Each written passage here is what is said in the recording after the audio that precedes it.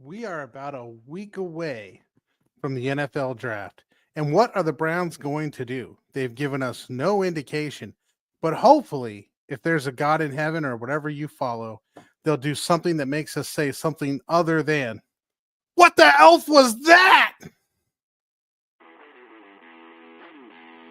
You're listening to the What the Elf Was That podcast, an iconoclastic look at the latest Cleveland Browns news.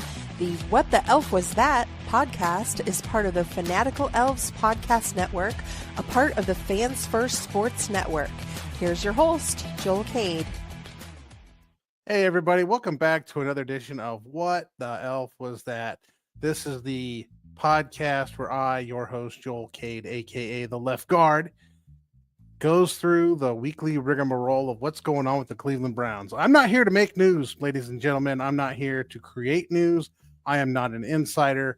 I am someone who just gives my opinion. And if you want to be on the show, let me know. Hit me up. Email me at, you ready? theleftguard@gmail.com. theleftguard@gmail.com. Send me your opinions. Want to come on the show? Let me know. We'll see if we can work something out. Today, we're going to talk about the NFL draft. Now, that's a shocker, right?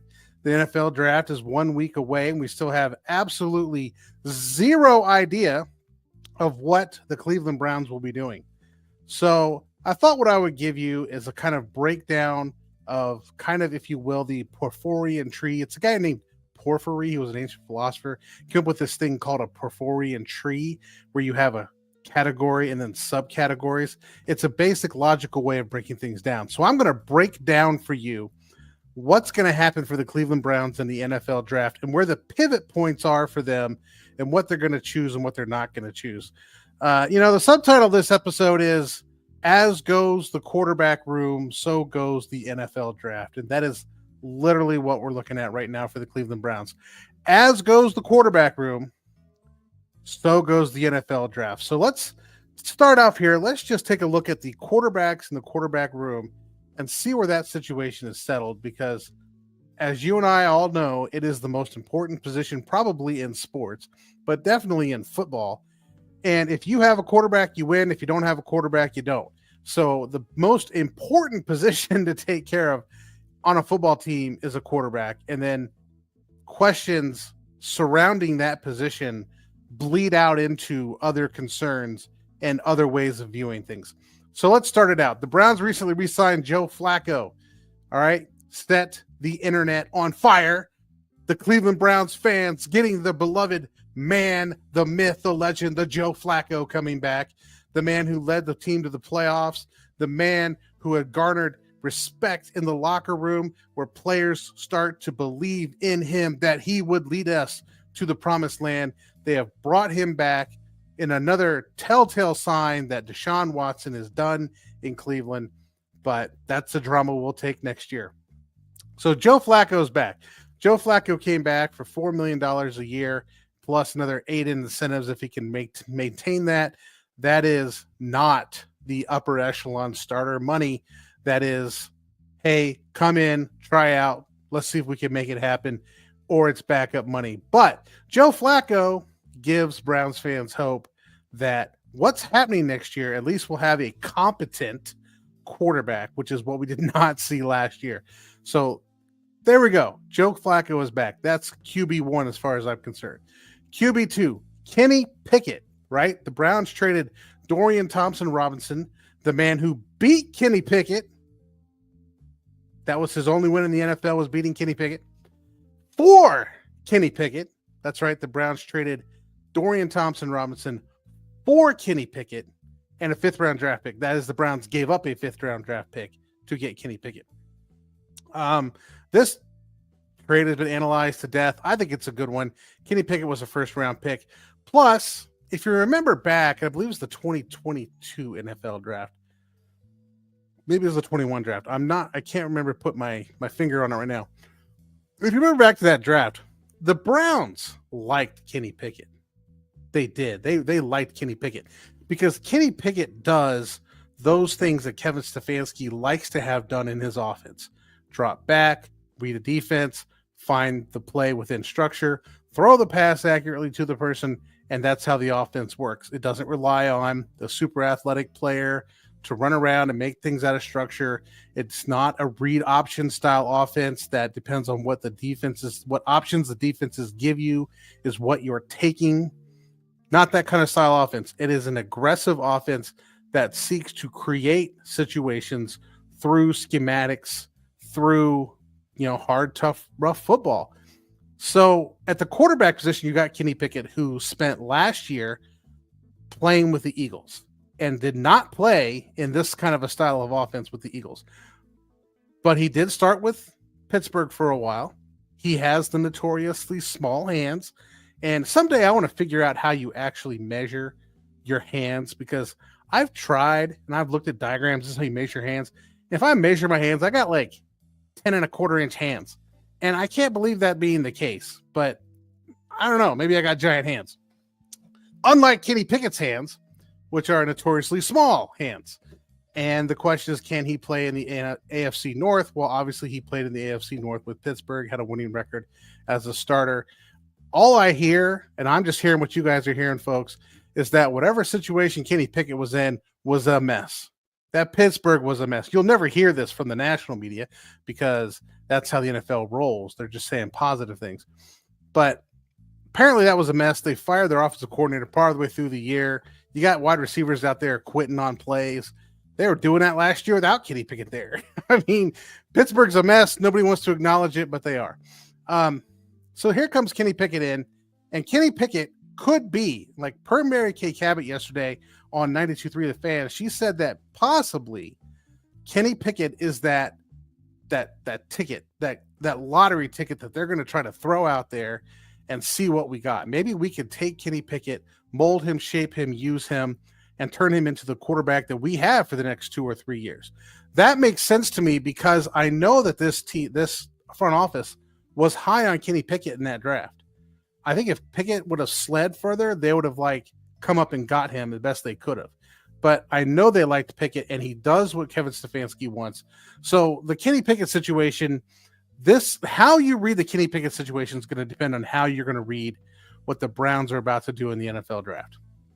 Case in point, if you think Kenny Pickett is someone that was a first-round talent that can read defenses, that can deliver a ball accurately, that this is the guy we're going to try to invest in at least this year, then the rest of the draft becomes about let's get a competent, decent backup or let's get a project to work on. And in that case, Jalen Milroe makes a lot of sense. He's fast. He's intelligent. He got a bachelor's and a master's degree in 4 years at Alabama. We are talking about a football player going to an SEC school. But hey, I didn't get a bachelor's and a master's in 4 years, so good for Jalen Milroe. Now, he's smart. He's athletic. You're going to have to teach him to play football, but if you think Kenny Pickett is going to be your project, your piece that you're hanging your hat on this upcoming year, then the NFL draft looks like you're taking somebody at 33 or later as a developmental quarterback. However, if you look at Joe Flacco as the temporary situation, Kenny Pickett's just a backup and you're not going to invest a whole lot in him, then the number 2 pick becomes a very important piece for the NFL draft because it's that place that you need to pick yourself somebody that can be your long-term answer at quarterback. And this is where the crux of the Shedeur Sanders debate takes place right here. It's the lack of faith in Kenny Pickett, lack of faith in Joe Flacco to be here long-term, which is justified. The Pickett thing, I don't know. We'll see. Maybe he could be a good quarterback. I don't know. But the Browns are committed to finding out at least this year where he sits. So follow me along here. If Pickett's your guy, at least for this season, then you don't need a guy at 2. But if Pickett's not your guy and you're like, we need to find a solution to this problem, then you need to find a solution at 2. And the only real solution at 2 is Shedeur Sanders. If, and here's part 2 of this debate, if you believe Sanders is quote unquote worth the number 2 pick. Now, I spoke last week, and those of you who listened know that I want nothing to do with this worth talk when it comes to NFL quarterbacks or quarterbacks in the draft. Personally, I think Shedeur Sanders is 2. You take Sanders, and if Pickett works out, great. If then you just trade Sanders. If Sanders works out, great. You don't need Pickett because he's off his contract after next year. So it all works out great. Plus, you've solidified your room to the position where you really need a strong quarterback room because it's the most important position in the draft. However, if you don't think Shedeur Sanders is that guy, then you're in a real mess because all you then have is Kenny Pickett and Joe Flacco. At that point, you got to take a guy at 33, and you can't sit there and you have no option. If you don't like Shedeur Sanders at 2, you have no option for a quarterback that's going to be a potential franchise quarterback, period. So at that point, you're saying, okay, we're just going to draft the best players we possibly can for this year. And then we'll look again next year at a draft and see if there's a person in there, maybe Drew Aller from Penn State, the hometown guy, and maybe somebody else, maybe the guy that just got kicked out of Tennessee off the Tennessee football program because he wanted more money. That's a mess we're not getting into, but that's a mess. What are you going to do? That you got nothing at that point. All right, so that leads us to the second pick in the draft. What in the elf are the Browns going to be doing with the second pick of the draft? And we will discuss that after our short break.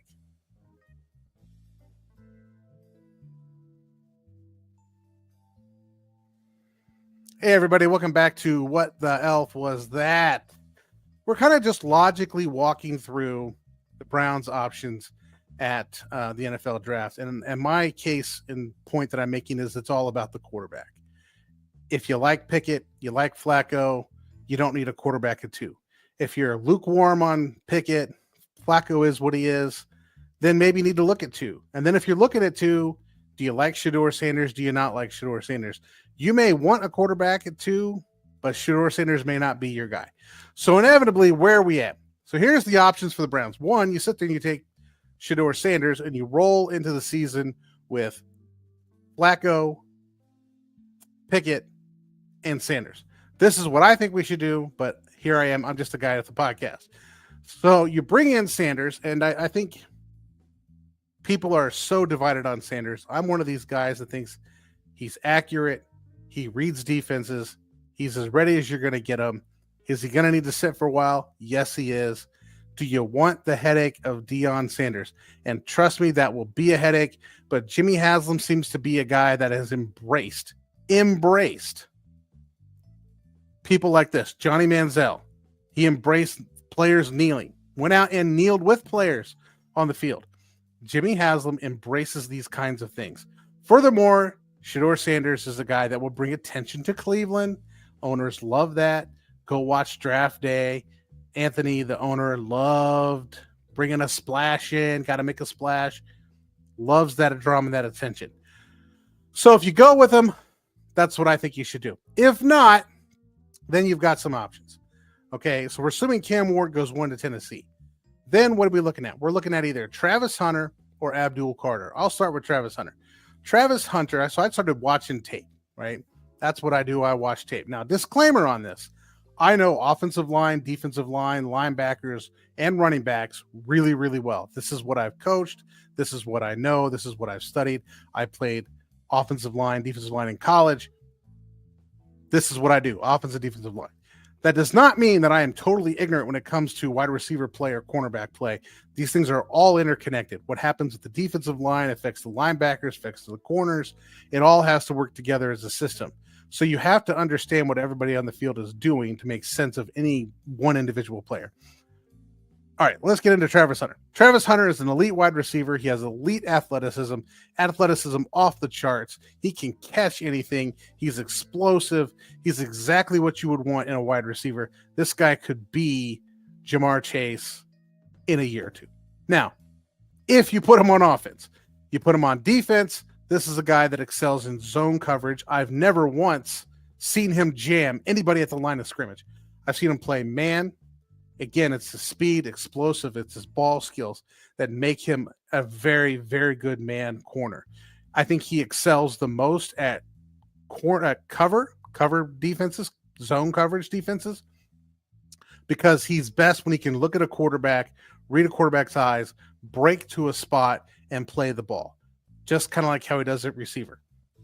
He's a tremendous athlete, can play both sides of the ball.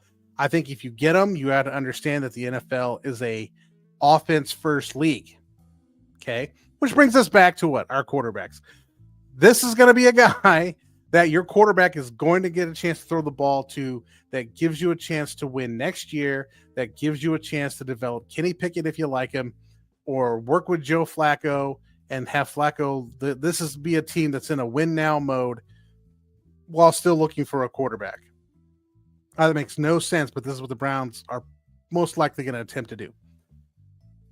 All this said about Travis Hunter, absolutely worth the second pick, okay, if you go by value and worth. All right, my only concern, if it's even a concern, I mean, he says he wants to play both ways. I could see him playing both ways, particularly most of his time at wide receiver than at corner. The only issue the Browns may have is they don't play a lot of like zone coverage. They are mainly a man coverage team. Now, he can play man coverage. He's good at man coverage, but he is best at zone coverage. So if you bring him out, particularly early on in his career, you may want to put him in a zone package. Okay. Cover 2 zone, cover 3 zone. He does an excellent job of zone coverage. He's tremendous at it. The Browns just aren't a zone coverage team. It's just not what they do primarily. They primarily do bump and run man coverage. So he'll have to learn, adapt, or you're only going to use him in specialized ways and have him focus on wide receiver. He has also come out and said he wanted to play both ways or he'd rather quit football. Okay. A lot of people say a lot of things before they get drafted. I'm not worried about it. Brings us to our second and more perplexing individual, and that is Abdul Carter. Abdul Carter at Penn State is listed as an edge player. I am confused by this listing, and I will explain why. Okay, first of all, 90% of his plays are as an off-ball linebacker. You watch the first 3 seasons he's at Penn State, the seasons he's playing, he's a middle linebacker. His senior year, he comes in, he starts playing defensive end. Half the time, he is in a 4-point stance, but most of the time, I can't say half and most, I'm being crazy. Some of the time, he's in a 4-point stance, but most of the time, he's in a 2-point stance. And of that, most of the time, I would say he splits 50-50 between middle linebacker and outside linebacker. For all intents and purposes, Abdul Carter is an outside linebacker, okay? You can be an edge player as an outside linebacker, okay? That's fine. You can do that. The problem I'm hearing is that he's an edge player, but that edge player, and I'm kind of getting a little ahead of myself, what he does as an edge player does not fit what Jim Schwartz does on defense. But I'll get to that in a second. So when I watched Abdul Carter, my immediate comp for Abdul Carter was Jeremiah Owusu-Koramoah at Notre Dame, playing for the Browns, lightning fast, elusive, evades blocks, and makes plays. That is essentially Abdul Carter, except Abdul Carter is bigger and slower than Jeremiah Owusu-Koramoah. Now, you ask, what's going on with Jeremiah Owusu-Koramoah? JOK, great question. We have no idea what's going on with JOK. So if you think Jeremiah Owusu-Koramoah is not going to play football again, and that is a real possibility right now, then Abdul Carter makes sense if you put him in the role that JOK was playing. If you're drafting Abdul Carter to line up as a defensive end opposite Myles Garrett, you're making a huge mistake because that's not what he does. That's not who he is. He is not lining up to engage an offensive lineman, read a block, make a move, come off that block, and then make a play to hold a gap. That's not what he's doing. He is not that style of an edge player. Myles Garrett is, because he's big enough to be that player. He just has chosen not to for most of his career to play the run. What Abdul Carter is a pass rusher. And I think a pass rusher is different from an edge player. A pass rusher is someone who lines up in a 2-point stance, just standing straight up, runs in, puts a move on an offensive lineman in an attempt to get past them to get to the quarterback. They don't want to engage. This, like Abdul Carter, does not want to engage an offensive lineman. He just doesn't. He wants to rip, swim, speed rush, whatever he can do to get past an offensive lineman. He's not interested in standing there and like hand fighting or playing the power game, because anytime any offensive lineman gets their hands on Abdul Carter, he is on the ground. That is what happens 99% of the time. If an offensive lineman gets their hands in his space, in his chest, grabs his jersey, which offensive linemen can do, they get his jersey, he is done. He does not have the power, strength, or ability to get off offensive linemen once they have him. So his entire game, just like Jeremiah Owusu-Koramoah's game is, Abdul Carter's entire game is based on eluding offensive linemen and making plays. That, by definition, is a linebacker. Okay? He is a linebacker. In football, in defensive football, linebackers' jobs are to elude blocks and make plays. Period. That's what Abdul Carter is. He is a linebacker who can rush the passer. Do you want to draft a linebacker second overall and basically a middle linebacker? You are basically replacing Jeremiah Owusu-Koramoah with Abdul Carter. That's what's happening if you draft him. Jeremiah Owusu-Koramoah, by the way, was picked in the second round, early in the second round. The Browns traded up to get him in the second round. He would have gone in the first round instead of Greg Newsome, the Joker Greg Newsome, except, he had a quote-unquote hard condition. Probably somebody wanted him to fall and made up some stuff, and he fell to the Browns. So it makes no sense to me to draft what is essentially going to be an off-the-ball linebacker at number 2. Plus, it doesn't address your problem. Your problem is offense. Your problem is you need to score points. So if you go to the number 2 pick, it's got to be Travis Hunter. So let's review our Porphyrian tree before I ask the philosophical question on all of this. The whole draft of the Browns revolves around the quarterback room. How do you feel about Kenny Pickett? That is literally the linchpin of the Browns draft right now. If you like Kenny Pickett, you think Kenny Pickett can be an answer for you, then you're not taking a quarterback at 2, and you're looking for weapons to give to him to allow him to succeed. And you've got Joe Flacco in there to mentor him, and you're bringing in another quarterback who's a developmental project that you hope 2 or 3 years down the road that if Pickett doesn't pan out, or he's a long bridge for you, that this other quarterback can come in and make a splash and become that guy, like Jalen Hurts did, like Jordan Love did, like Aaron Rodgers, who sat almost 4 years behind Brett Favre. That's what we're talking about right here, if that's the plan, okay? Otherwise, the plan is to draft a quarterback at 2. The quarterback at 2 plan has 2 issues here. One, do you have a quarterback you like at 2 that'll make the bill, or you want a quarterback, but you don't have a quarterback at 2 to take. I contest that you want a quarterback and you have a quarterback, and that's what you should do. Okay, clear as mud. Hopefully that makes sense. If I need to draw it on paper, I'll put a sheet of paper in front of the camera, then you guys can see it. But it leads me to my philosophical question. What in the world is an edge? What the elf? Okay, what the elf is an edge rusher or an edge player in the NFL anymore?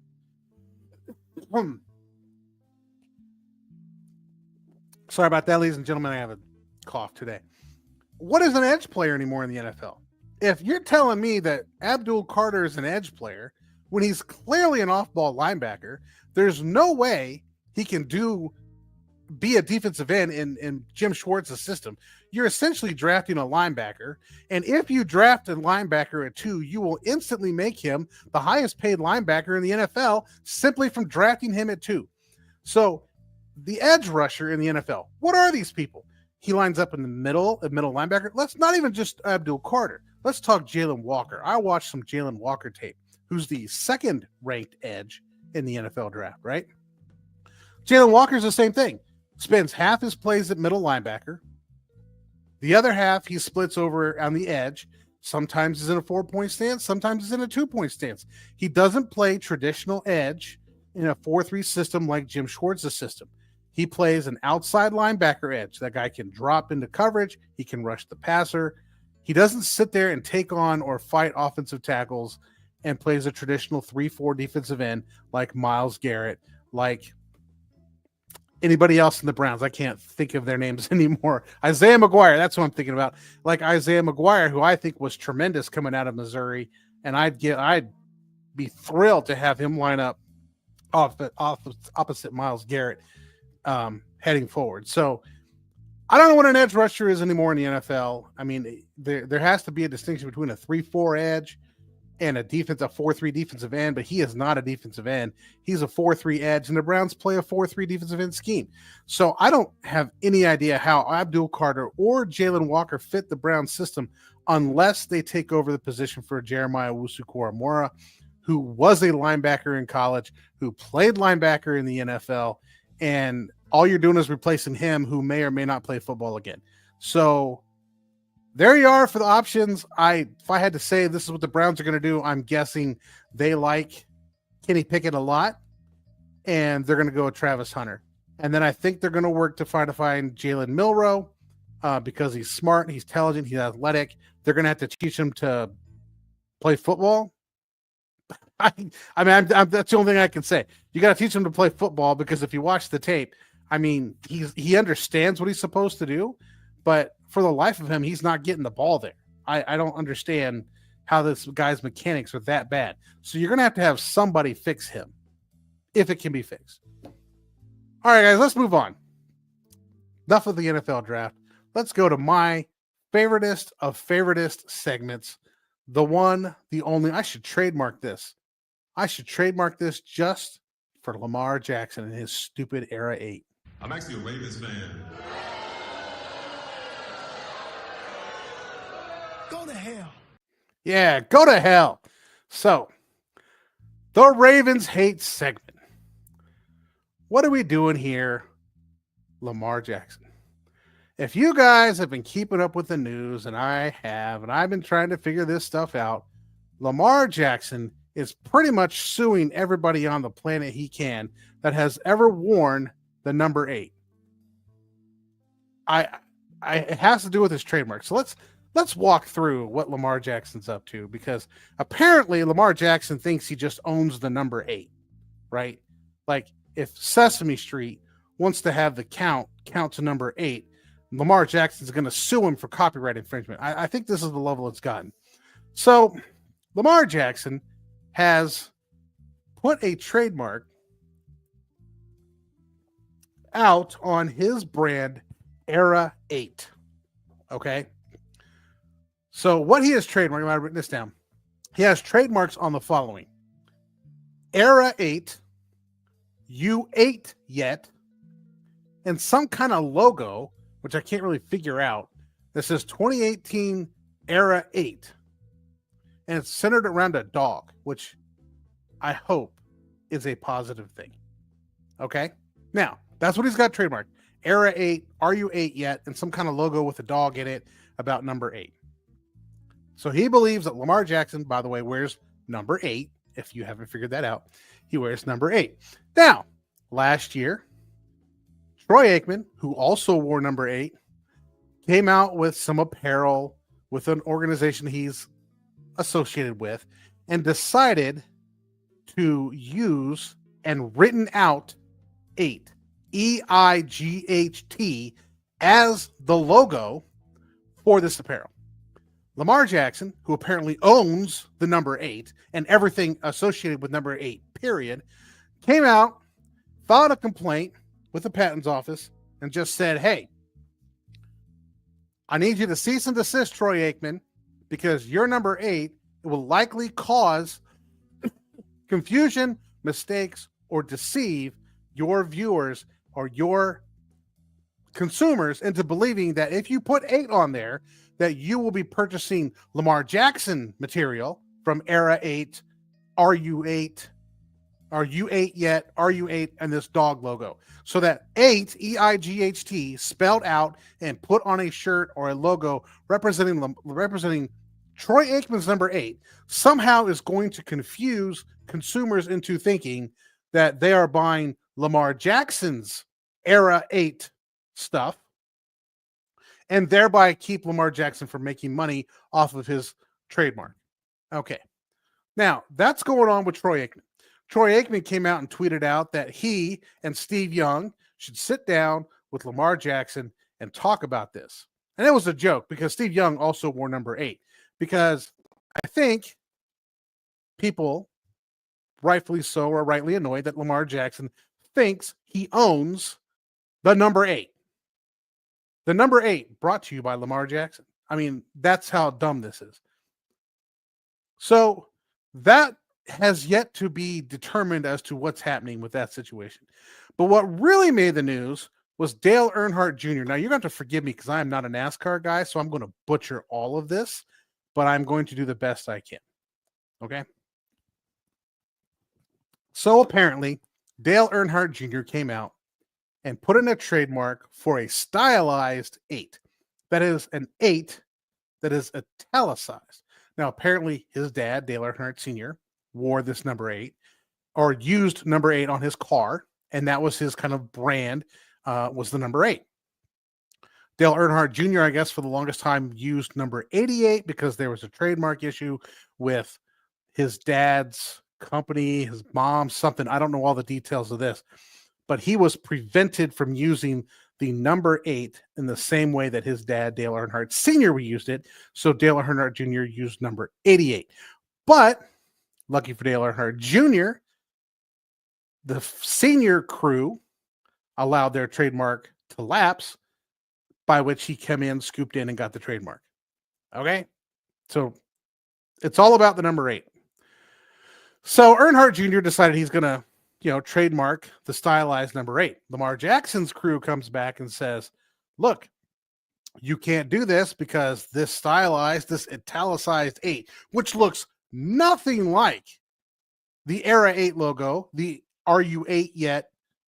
None of that. This 8 looks nothing like this, right? But he says the trademark falsely suggests connection with persons living or dead, namely Lamar Jackson, who is well known by the number 8. So simply attempting to use the number 8 now is going to falsely associate Dale Earnhardt Jr. somehow with Lamar Jackson. So if Dale Earnhardt Jr. comes out with number 8, fans apparently are going to be stupid and say, oh, that's Lamar Jackson. Oh my God, Dale Earnhardt is wearing Lamar Jackson's number on his car. What's wrong with Dale Earnhardt? That's Lamar Jackson's. What's the issue?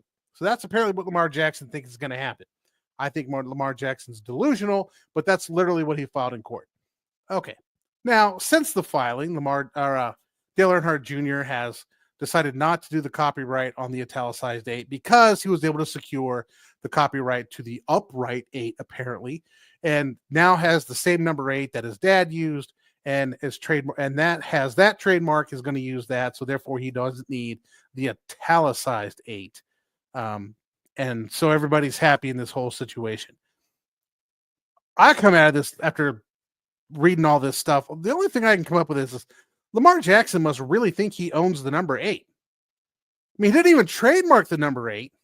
He just trademarked Era 8 and You 8 Yet and some kind of thing with a dog on it that has Lamar Jackson Era 8 on it. And yet somehow he now thinks he owns the number 8. What the elf is this? How easy is it to hate somebody like this? Like, I want to go to the patent office and trademark my football number. And then anybody that ever wears that number, I'm going to come out and say, you wore that number. Now you're going to be confused. You are going to confuse consumers by wearing that number, that they're going to think that you are actually me. How much of inflated ego do I have to think I'm that big, that important, that everything, that nobody else can wear the number that I wore, and it's mine, and I own it, and I'm going to have property rights over it. They make it so easy to hate these people. What the elf is going on in Baltimore? I mean, this is a team, honestly, that still employs a guy that has 18 sexual harassment lawsuits filed against him, and nobody's said anything. The same people that come out, Deshaun Watson's the worst person in the world because he had 24 accusations of sexual harassment, but our kicker has 18 lawsuits filed against him for sexual harassment, and we just don't care. We're going to turn a blind eye. We don't care. We're going to keep trotting them out there and letting them kick the ball. In fact, their owner came out and doubled down and says, I want to win this Super Bowl with this crew, which apparently means with Justin Tucker and his amazing proclivity for sexual harassment. When Deshaun Watson does it, the whole world comes down. When Justin Tucker does it, it's okay. And God forbid that Justin Tucker should ever want to change his number to number 8. My God, would what kind of fight would be in the locker room if Lamar Jackson found out that he even wanted to wear 18? Like, how far does this extend? If he has a 1 and an 8 on his jersey, like, does that 8? Am I going to look at that 8 on 18 and think that's Lamar Jackson and like therefore infringe on his copyright? I don't even know what the world's come to. I mean, God forbid, do not let your kids have the number 8 because Lamar Jackson's coming for him. And with that, let's have fun in the draft and pray that whoever gets drafted number 8 doesn't have to pay copyrights to Lamar Jackson because somebody thinks that because he was drafted 8, that must be Lamar Jackson. Thank you for listening to the What the Elf Was That podcast. Please like, subscribe, and tell all your friends to give a listen. You can follow host Joel Cade on Twitter @TheLeftGuard.